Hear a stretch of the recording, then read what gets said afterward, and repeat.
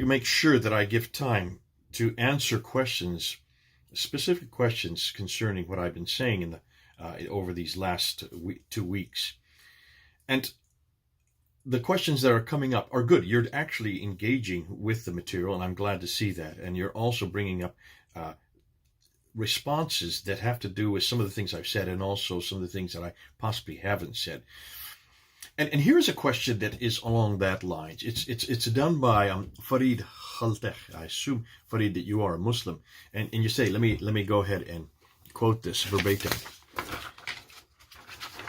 Some of the Quranic stories do seem to be real events that happened with the real person called Muhammad during his lifetime. For example, when we look at Surah Qatar or Kawthar, which is Surah 108, the shortest surah of the Quran, we find Muhammad's God, that's Allah, directly attacking a man who told Muhammad that he does not have any male children. Now, Surah 108 doesn't say that. It just says that he's condemning this man to hell. It doesn't even say what the reason is for. The tafsir, the traditions, unpack that and possibly mention that it's because Muhammad doesn't have any male children. You go on to say the other shocking surah is Surah Al-Masad 111, in which he directly attacks Abu Lahab, his uncle, condemning him to hell. And I'm kind of sad to... Well, okay, what is specific about that? Why is that somehow something that's not found right through the Quran? I think the Quran is full of reference after reference after reference, condemning this person and that person, the pagans, the Jews, all these other people who do not follow Muhammad and do not support him, to hell. So that should not be new. I don't know why that's part of your argument. But then you go on to say, these surahs seem to relate to day-to-day events in the Prophet's life. I do not contend that Muhammad might be a later redaction.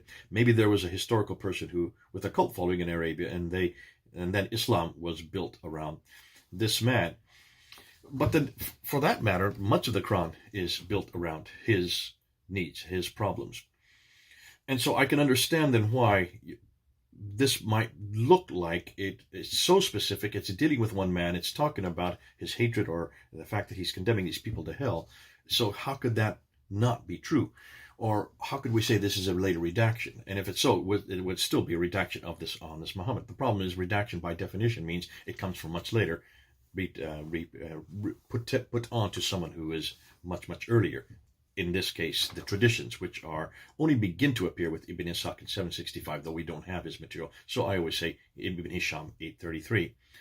Now, I am not at all suggesting that these stories about Muhammad have not been concocted and put together by later redactors. That's understandable.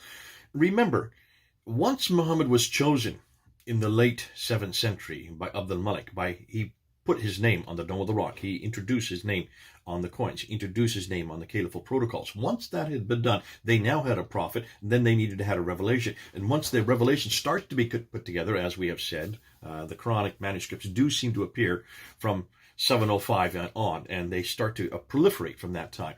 You then have to build a story around this man. So it stands to reason by the late 8th century, 765, this is starting to happen. But it's still not good enough. So another 50 years later, or even more, and in this case it'd be almost 78 years later, when Ibn Hisham finally writes it down in the form that he wants it, that's in the 9th century. Now you're starting to get the man and his story. So his story comes a good 100 to 130 years after the book that he supposedly was revealed was started to be concocted. We still don't even know when that book was finished. That's another $1 million question. But in that intervening 130 years, what do you think was happening? Who do you think? I mean, the point is, for over a century, they were concocting these stories and take one bit of story and applying it to another, and then other people would take this and then apply, and sometimes they would apply things to their own lives. So as storytellers start to retake these stories and orally send them on, and this is all done orally. This is not written down. That's why it's not written down. It's done orally by these qusas. These are the storytellers. They're well known as this. As they do, they start introducing even parts of their own story into the story. That would make sense because it lives it for themselves, and they can also relate to it much better, and so can their audience relate it. So that after a while, these get embellished, and then, as you can see, they finally get put into a written text in the early 9th century. Well, that's 200 to 300 years later. So from one man, possibly, who was named Muhammad, who they're saying, and he probably did live in the 7th century, to the pen of another finally, 200 years later, we then get the man Muhammad today, what we're using today. But he has been embellished and proliferated and added upon right through that intervening 200 years.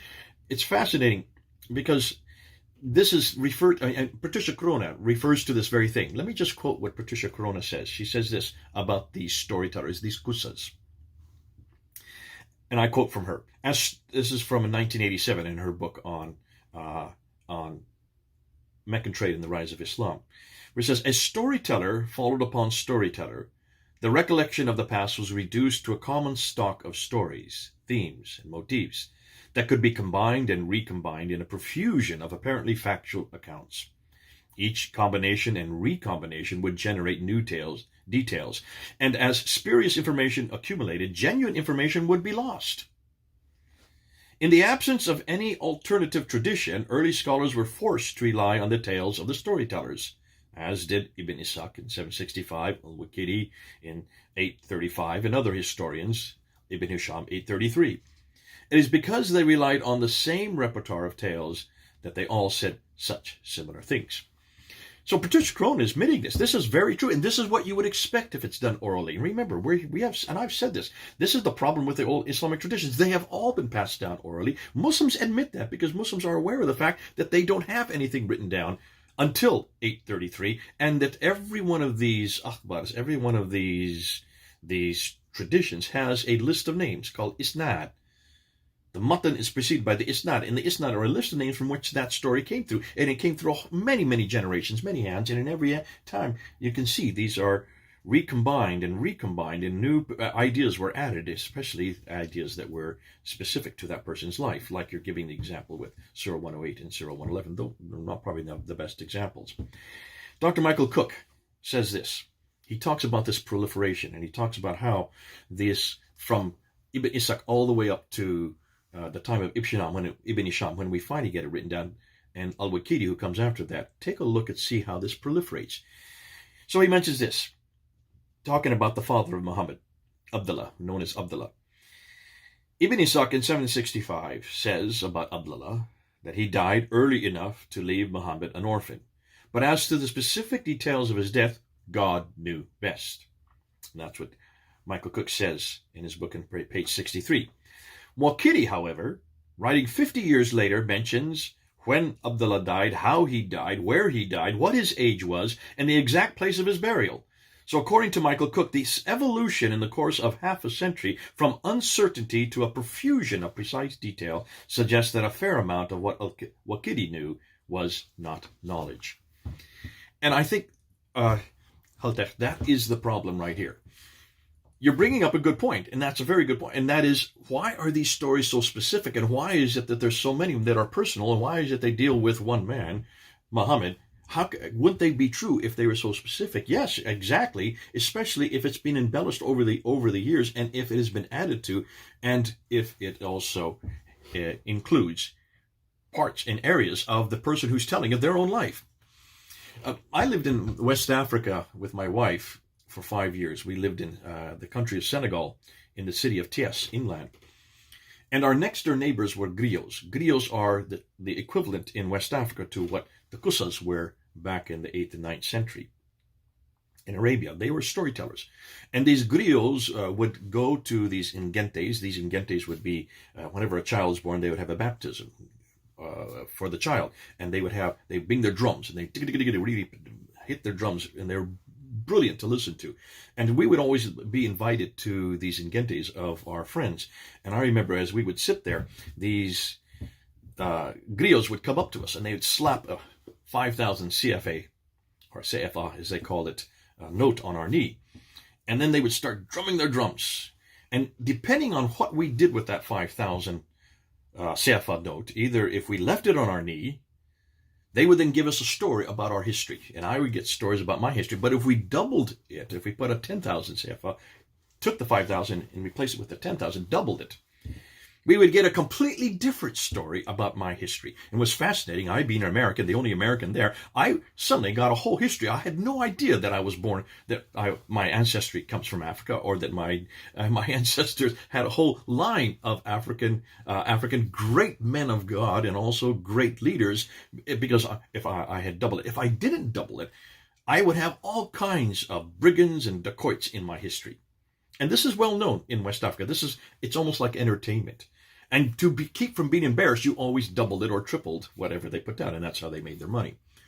Now, that's a tradition that continues even today. It's the same tradition you have with the Kusas. The Kusas would do the same thing. They would take a story, they would embellish it, depending on their hearers, depending on who was listening, depending on how much money they got. They would have all kinds of royalty in your family history. And if you didn't give them a lot of money, they would put an awful lot of robbers and dacoits and a lot of despicable people into your ancestry. If that's happening even today in the 21st century in places like West Africa, why are we surprised that this did not happen back in the 7th, 8th, and 9th century? Nothing has changed. Storytellers have always been around. Storytellers are made and known for that, and that's why I would not be surprised if many of these things are quite specific.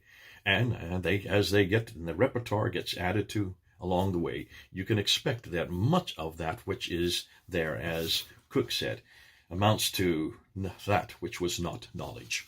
It's not historical. It's not real knowledge. It's nothing more than cultural baggage, personal items that are added here and there just to liven it up and to make it more entertaining. Okay, I hope that helps. This is Jay then, over and out, talking about the Kusas and the griots in my office. God bless you.